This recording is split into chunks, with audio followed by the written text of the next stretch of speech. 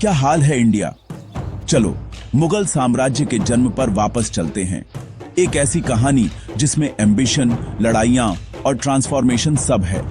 मिलिए बाबर से, जो तैमूर और चंगेज खान के वंशज थे, जिन्होंने अपनी किंगडम कम उम्र में खो दी थी, लेकिन कभी हार नहीं मानी। एक छोटी आर्मी और बड़े सपनों के साथ बाबर ने हिंदुस्तान पर अपनी नजरें गड़ा दी, जिस पर शक्तिशाली इब्राहिम लोदी का राज था। सभी मुश्किलों के बावजूद बाबर ने हिंदू कुश को पार किया और इंडियन वॉरफेयर में नई टैक्टिक्स और गन पाउडर लेकर आए। साल था 1526, जगह पानीपत। बाबर की कम संख्या वाली फोर्सेस का सामना लोदी की बड़ी आर्मी से हुआ।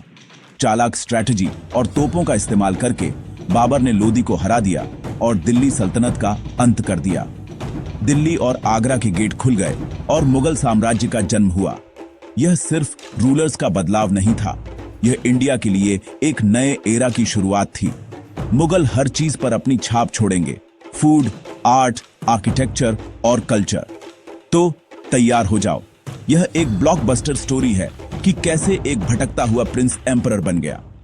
मुगल सागा शुरू होता है। बाबर की जीत सिर्फ शुरुआत थी।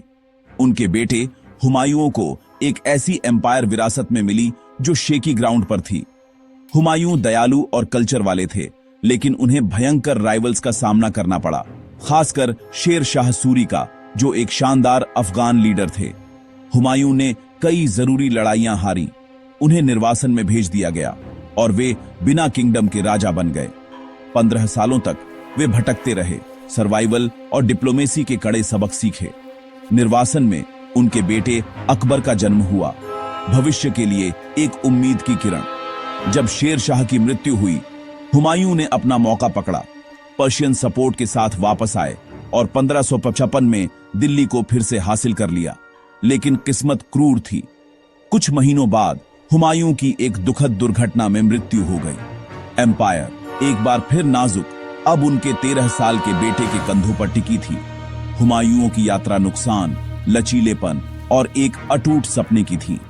एक नए चैप्टर के लिए स्टेज तैयार था, एक ऐसा चैप्टर जो इंडिया को हमेशा के लिए बदल देगा। अकबर का प्रवेश होता है। अकबर 13 साल की उम्र में एम्परर बने, जब एम्पायर कगार पर थी। बैरम खान के मार्गदर्शन में उन्होंने पानीपत की दूसरी लड़ाई जीती और मुगल सिंहासन को सुरक्षित किया। अकबर जानते थे कि सिर्फ फोर्स से राज करना काफी नहीं था, उन्हें दिल जीतने थे।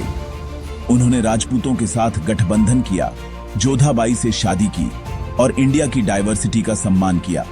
अकबर ने जजिया टैक्स खत्म कर दिया, सभी धर्मों का स्वागत किया और इंटरफेथ डायलॉग के लिए इबादत खाना बनवाया। उनका विजन यूनिटी, टॉलरेंस और एक सच्चा इंडियन एम्पायर।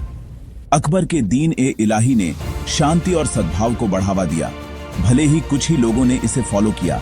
उनके शासन में एम्पायर का विस्तार हुआ, एडमिनिस्ट्रेशन मजबूत हुआ और प्रॉस्पेरिटी बढ़ी। अकबर ने मुगलों को हमलावरों से इंडियन किंग में बदल दिया। उनकी विरासत, यूनिटी और प्रोग्रेस का एक स्वर्णिम ईरा। मुगल सिर्फ योद्धा नहीं थे, वे क्रिएटर्स भी थे। बाबर ने पर्शियन गार्डन इंट्रोड्यूस किए, अकबर ने आगरा फोर्ट और फतेहपुर सीकरी बनवाया, शाहजहां ने इसे रेड फोर्ट और सांस रोक देने वाले ताजमहल के साथ और आगे बढ़ाया। प्यार की एक मार्बल पोएम, मुगल आर्ट फला फूला, खासकर मिनिएचर पेंटिंग्स, जिन्होंने शाही जीवन को विविड डिटेल में कैप्चर किया। उनकी स्टाइल ने पर्शियन और इंडियन ट्रेडिशंस को ब्लेंड किया, जिससे एक यूनिक मुगल आइडेंटिटी बनी। मुगलों ने हमारी डेली लाइफ को आकार दिया, शादियों में शेरवानी, मुगलई कुजीन और उर्दू लैंग्वेज। वे नए फल, फ्लेवर और फैशन लाए, सेंट्रल एशियन और इंडियन इन्फ्लुएंस को मिलाकर।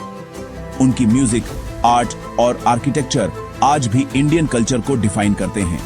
मुगल टच हर जगह है, मॉल से लेकर हमारी प्लेट में रखे खाने तक। उनकी क्रिएटिविटी ने इंडिया को हमेशा के लिए बदल दिया।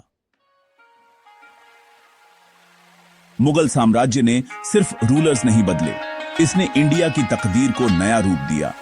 उन्होंने एक बिखरी हुई भूमि को एकजुट किया, मजबूत एडमिनिस्ट्रेशन और इकोनॉमिक प्रॉस्पेरिटी बनाई।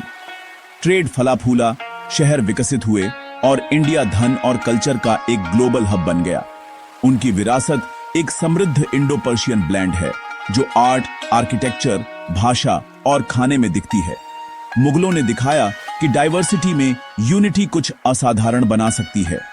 उनका युग परफेक्ट नहीं था, लेकिन उनका योगदान अनडिनाइबल है। बाबर की एम्बिशन से लेकर अकबर के विजन और शाहजहां की आर्टिस्ट्री तक उन्होंने एक अमिट छाप छोड़ी। जो स्मारकें, फ्लेवर और विचार उन्होंने हमें दिए, वे आज भी मॉडर्न इंडिया को आकार देते हैं। मुगल कहानी हमारी जटिल, जीवंत विरासत की याद दिलाती है। उनकी गूंज आज भी जीवित है, इंडिया के हर कोने में।